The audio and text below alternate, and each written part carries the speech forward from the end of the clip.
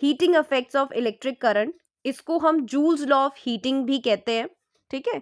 तो इसके दो नाम है, heating effect of electric current और जूल्स लॉ ऑफ हीटिंग, दोनों में से किसी भी नाम से आपको आ सकता है ये पेपर में। जूल्स लॉ ऑफ हीटिंग हमें क्या कहता है? The heat produce in a conductor due to the flow of electric current is directly proportional to the square of the current, to the resistance of the conductor and the time for which the current flows। क्या मतलब हुआ इस बात का?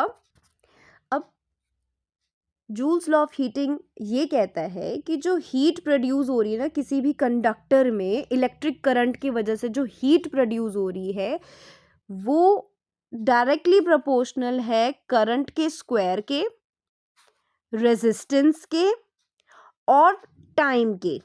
Joules law of heating हम क्यों ही पढ़ रहे हैं, पहले ये जान लेते हैं कि ये ऑब्जर्व किया गया, आपने भी देखा होगा कि जब इलेक्ट्रिक करंट सप्लाई होता है, इलेक्ट्रिसिटी सप्लाई होती है, तो जो इक्विपमेंट्स हैं, जो भी अपरेटस हैं आपके, वो अपना काम तो करते हैं, है ना। जैसे फैन है वो मूव कर रहा है ना, उसके ब्लेड्स मूव कर रहे हैं, उसके साथ साथ वो हीट भी प्रोड्यूस कर रहा होता है ना। थोड़ी बहुत देर तक अगर वो फैन चलता रहे तो उसकी मोटर जो है वो गर्म हो जाती है, वो गर्म हो जाता है ना। Same as is electric bulb भी, है ना। तो आपने देखा होगा कुछ टाइम बाद वो जो ऑपरेटर्स होते हैं वो क्या हो जाते हैं, हीट प्रोड्यूस करने लग जाते हैं, बहुत देर तक अगर हम उसे यूज़ करें। तो हीटिंग इफेक्ट हमें यही बताता है कि जब इलेक्ट्रिक करंट हम सप्लाई कर रहे हैं तो उस इलेक्ट्रिक करंट में से थोड़ी सी एनर्जी तो यूज़फुल काम को करने में चली जाती है, जैसे फ़ैन के ब्लेड को रोटेट करने में वो एनर्जी यूटिलाइज हो जाती है ना। लेकिन जो बाकी की बची हुई एनर्जी होती है वो कहाँ जाती है, वो हीट प्रोड्यूस करने चली जाती है, ठीक है। और जूल्स लॉ ऑफ हीटिंग हमें क्या बताता है? जूल्स लॉ ऑफ हीटिंग हमें बताता है कि जो हीट प्रोड्यूस हो रही है एक कंडक्टर में वो डायरेक्टली प्रोपोर्शनल है करंट के स्क्वायर के, वो हीट डायरेक्टली प्रोपोर्शनल है रेजिस्टेंस के, वही हीट डायरेक्टली प्रोपोर्शनल है टाइम के। और जब हम इन तीनों को कंबाइन कर देते हैं तो हमारे पास क्या आता है कि वो कंबाइन कर देते हैं तो हमारे पास मैथमेटिकल एक्सप्रेशन क्या आता है, H is equals to I square R T, यानी कि जो हीट है वो करंट के स्क्वायर के, रेजिस्टेंस के और टाइम के, तीनों के क्या है, प्रोपोर्शनल है।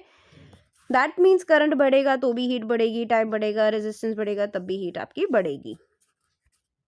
यहाँ पे आपको एक सिंपल सा एग्जाम्पल दिया है, जैसे कि करंट आपको 2 एम्पेयर दिया है, रेजिस्टेंस आपको 5 ओम दिया है, टाइम आपको 10 सेकेंड्स का दिया है, तो हीट आपके पास कितनी जनरेट हो जाएगी, यहाँ पे 2 का स्क्वायर यानी कि 4 हो जाएगा फिर, और फिर 5 से मतलब इन सबको आप सॉल्व करो, इन सभी वैल्यूज़ को जब आप हीट के फॉर्मूले में डाल के सॉल्व करते हो तो आपके पास आपका आंसर आ जाता है 200 जूल। नेक्स्ट यहाँ पर यही हीट के फॉर्मूले की, यानी कि जो जूल्स लॉ ऑफ हीटिंग का फॉर्मूला है हमारे पास, ये कैसे बना, इसकी डेरिवेशन यहाँ पर आपके सामने है। सबसे पहले तो हमारे पास वर्क डन का फॉर्मूला क्या होता है? वर्क डन का फॉर्मूला हमारे पास होता है potential product of potential difference in charge, है ना, product of potential difference in charge. Charge का फॉर्मूला हमारे पास क्या होता है? Product of current and time, product of current and time. तो जब हम इसी चार्ज की वैल्यू को Q की जगह प्लेस कर देते हैं, ये हमारे पास था वर्क डन, है ना, वर्क डन की जगह अब ये पोटेंशियल डिफरेंस को पोटेंशियल डिफरेंस की जगह रखा, अब चार्ज की जगह Q की जगह हम क्या ले लेते हैं, IT को ले लेते हैं, ठीक है, करंट और टाइम। तो ये हमारे पास क्या आ गया, वर्क डन का फॉर्मूला आ गया। फिर ओम्स लो हमें क्या बताता है, V is equals to I R के इक्वल है ना, V is equals to I R के इक्वल है। तो वर्क डन में हम इस V की जगह पे हम क्या डाल देंगे, आई आर प्लेस कर देंगे। यहाँ पे आपके पास ऑलरेडी I और T था, अब आपके पास क्या हो गया, I स्क्वायर हो गया, R हो गया और T हो गया, राइट। अब ये वर्क डन का फॉर्म, ये आ गया आपके पास वर्क डन। अब जो इलेक्ट्रिकल वर्क है वही किस में कन्वर्ट हो रहा है, हीट में कन्वर्ट हो रहा है। तो हम कह सकते हैं कि वर्क डन ही हमारा क्या हो गया, हीट हो गया, यानी कि आई स्क्वायर आर टी। अब अफेक्ट ऑफ ईच फैक्टर, अब ये जितने भी फैक्टर्स हैं उन सब का अफेक्ट क्या पड़ता है, ठीक है। जैसे कि फर्स्ट क्या है हमारे पास, करंट का अफेक्ट क्या पड़ता है हीट पे। हीट जो है हमारे पास वो किसके डायरेक्टली प्रोपोर्शनल है करंट के स्क्वायर के, है ना, करंट के स्क्वायर के डायरेक्टली प्रोपोर्शनल है हीट। दैट मीन्स अगर हम करंट को डबल कर दें, करंट आपका मान लो 2 था, 2 का ट्वाइस हो गया, हीट जो है वो स्क्वायर ऑफ करंट के डायरेक्टली प्रोपोर्शनल है। अगर हम करंट को डबल कर देंगे, है ना, तो हमारे पास हीट क्या हो जाएगी, वो 4 टाइम्स हो जाएगी। नेक्स्ट, रेजिस्टेंस का क्या इफेक्ट होता है, जितनी ज़्यादा रेजिस्टेंस हाई होगी उतनी ही हीट प्रोड्यूस होगी, जितनी ज़्यादा हाई रेजिस्टेंस होगी उतनी ही हीट ज़्यादा प्रोड्यूस होगी। टाइम की बात करें, जितना ज़्यादा टाइम होगा उतनी ही ज़्यादा हीट प्रोड्यूस होगी, ठीक है। दैट मीन्स ये बढ़ेंगे तो हीट बढ़ेगी, करंट बढ़ेगा तो भी हीट बढ़ेगी, रेजिस्टेंस बढ़ेगा तो भी हीट बढ़ेगी, टाइम बढ़ेगा तो भी हीट बढ़ेगी। अब यहाँ पे कुछ एप्लीकेशंस दी है जूल्स हीटिंग इफेक्ट की। इलेक्ट्रिक हीटर हो गया, इलेक्ट्रिक आयरन होगी, इलेक्ट्रिक बल्ब हो गया, फ्यूज वायर हो गया, ये सब आपके हीटिंग इफेक्ट के एप्लीकेशंस है या जूल्स लॉ ऑफ हीटिंग के एप्लीकेशंस हैं, ठीक। न्यूमेरिकल है, an electric iron consumes energy at a rate of 840 what. An electric iron consumes energy at a rate of 840 watt when heating is at the maximum rate, and 360 watt when the heating is at the minimum. The voltage is 220 volt. What are the current and the resistance in each case? क्या बता रहे हैं यहाँ पे, एक electric iron energy consume कर रही है 840 वॉट की जब मैक्सिमम रेट पे हीटिंग हो रही है, और 360 वॉट की जब मिनिमम रेट पे हीटिंग हो रही है। वोल्टेज 220 वोल्ट ही है, और हमें करंट और रेजिस्टेंस दोनों निकालना है हर केस में। तो पहले मैक्सिमम का निकाल लेते हैं। यहाँ पे हमारा फॉर्मूला जाएगा P is equals to VI, ठीक है। वोल्टेज हमारे पास गिवन है और हमारे पास पावर गिवन है, हमें करंट निकालना है। करंट निकालने के लिए हम क्या करेंगे, P/V करेंगे।